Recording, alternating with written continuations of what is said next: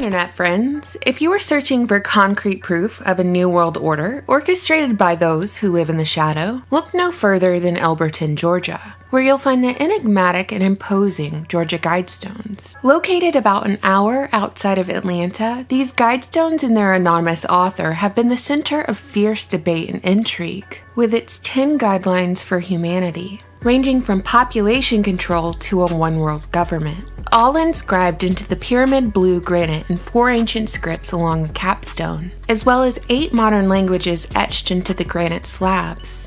However, in this video, I'm going to argue that there's another language to the Guidestones, partially inscribed in stone, though primarily composed of many moving parts, but to be decoded in layers by a very specific audience. Are you that audience, Internet friends? Do you like puzzles? Mysteries? How about jokes? Make sure not to take the punchline for granted, and let's bust this boogeyman wide open. And the story goes something like this. And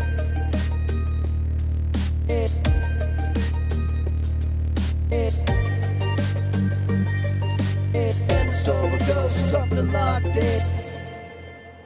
The year was 1979. That was the year the world's first anthrax epidemic occurred in Russia. Saddam Hussein became president of Iraq. China instituted its one-child-per-family policy. And in the small town of Elberton, Georgia, a man who called himself R.C. Christian was about to put the granite capital of the world to work on their biggest project yet. Mr. Christian approached the president of Elberton Granite Finishing Company, Joe Finley, with a seemingly kooky idea for a monument, not to be in memory of a person or an event, but intended to be a guide for the future, with a Stonehenge-like configuration of 6 astronomically aligned slabs, and the identity of the author of these guides to remain a mystery forever.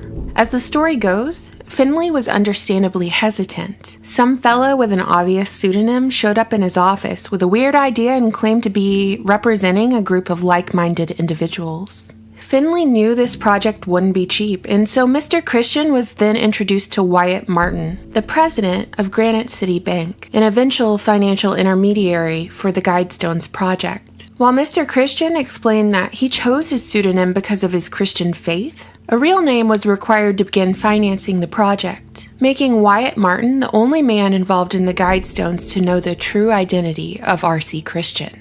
The highest point in Elberton County was selected for the monument, a 5-acre plot of farmland where, after being pulled out of the 6-mile-wide quarry and customized to Mr. Christian's exact specifications, the 6 massive pyramid blue granite slabs would eventually rest alongside the time capsule buried 6 feet underground. Charlie Clamp, one of the workers who helped etch Mr. Christian's 10 guides into America's Stonehenge, went on record saying that he heard strange music and disjointed voices as he carved the guides, an account that Clamp's son has been quick to dismiss, stating that those disjointed voices his father heard were frustrated workers, cursing as they chipped away at Elberton's biggest undertaking. Unveiled on March 22, 1980, the Guidestones not only featured 10 guides of living in multiple languages, the majority of which were reportedly translated by the United Nations, but the monument itself served as a guide for multiple purposes, with features that allowed the stones to be utilized as both a clock and a calendar,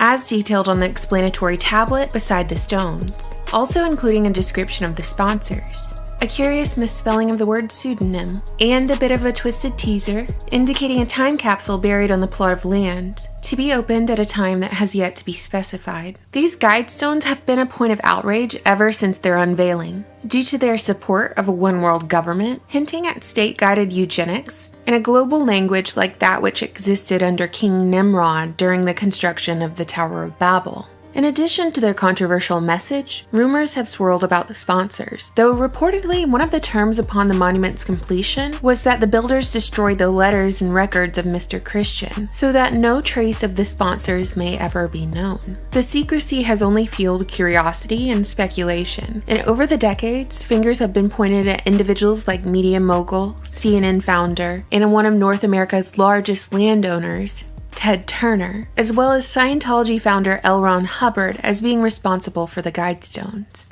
However, as time went on, it appeared that the Guidestones were still very much a work in progress. In 1986, just 6 years after the Guidestones were erected, common sense renewed, Yet another nod to deist Thomas Paine was published by Robert C. Christian and reportedly distributed to several thousand political officials and shapers of public opinion throughout the world. In this text, Mr. Christian addressed open-minded citizens with a series of essays about looking to common sense to find pathways to peace, claiming that the Guidestones were erected to convey certain ideas across time to others. His main focus in Common Sense Renewed was the need to control human reproduction, as he stated that reproduction should no longer be an exclusively personal matter between two individuals due to the world's alleged overpopulation problem. Mr. Christian advocated eugenics and paraded abortion as a lesser evil option amongst other evils, like unfit parents bringing a child into the world.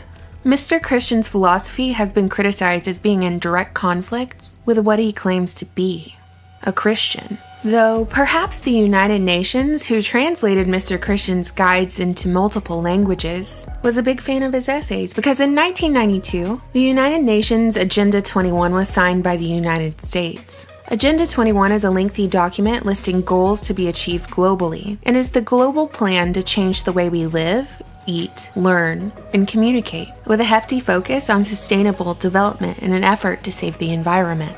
Sustainable development claims to be concerned with the environment, but there are many indications that this is an agenda to restructure the world's government, making all citizens subject to the global control.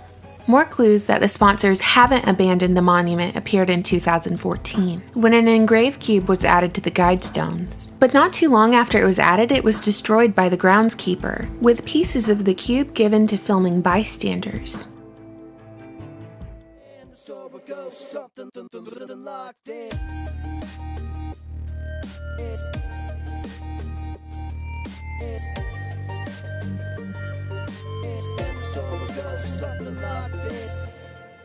So why did Mr. Christian and his shadowy group of sponsors select Elberton, Georgia as the monument's location, and what was their true motivation for this monument?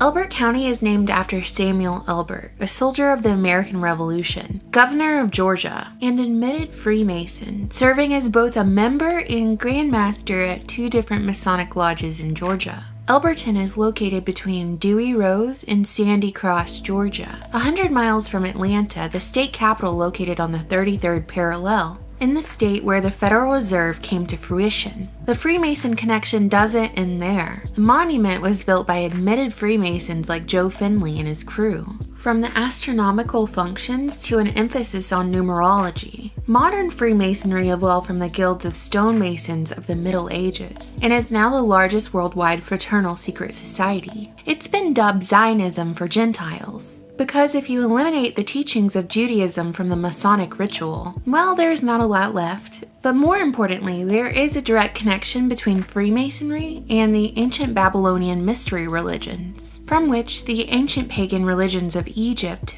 Persia, Greece, and Rome eventually developed. These Freemasons are believers in everything old. They thrive in secret, studying at invisible colleges behind the scenes of ordinary life. And while most Freemasons are low-level Masons who join for social memberships and brotherhood, the reality is there are high-ranking Masonic officials within every level of our government. They are the hidden masters who translate their philosophy into legislation. Furthermore, it's been speculated that the Rosicrucians also had a hand in building the Georgia Guidestones.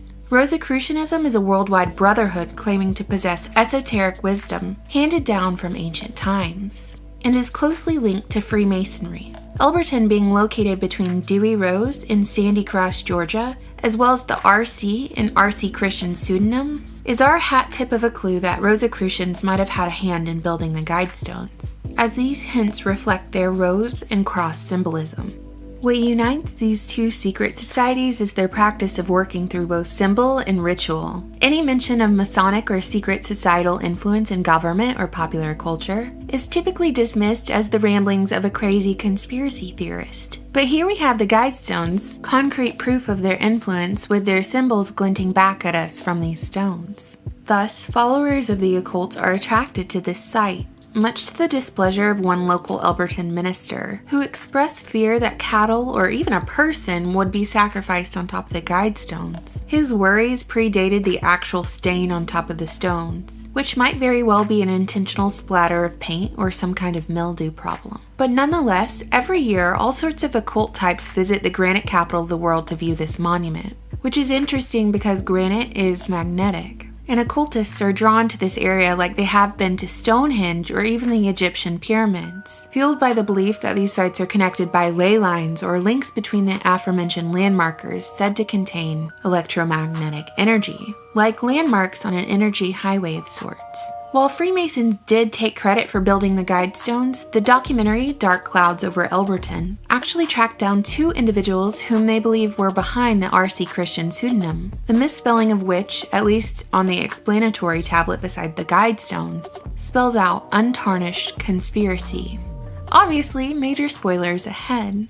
Discovered through saved letters in banker Wyatt Martin's old IBM computer case, filmmakers identified friends Robert Merriman and Dr. Herbert Henze Kirsten of Fort Dodge, Iowa, as the sponsors of the Guidestones.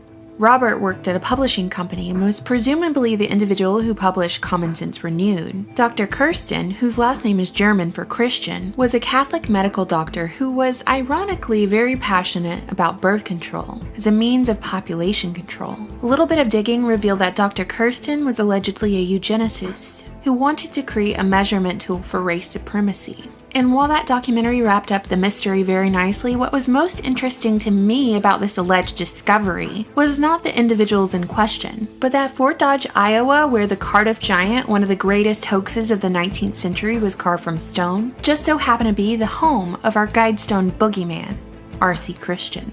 Which brings us to the final part of this video.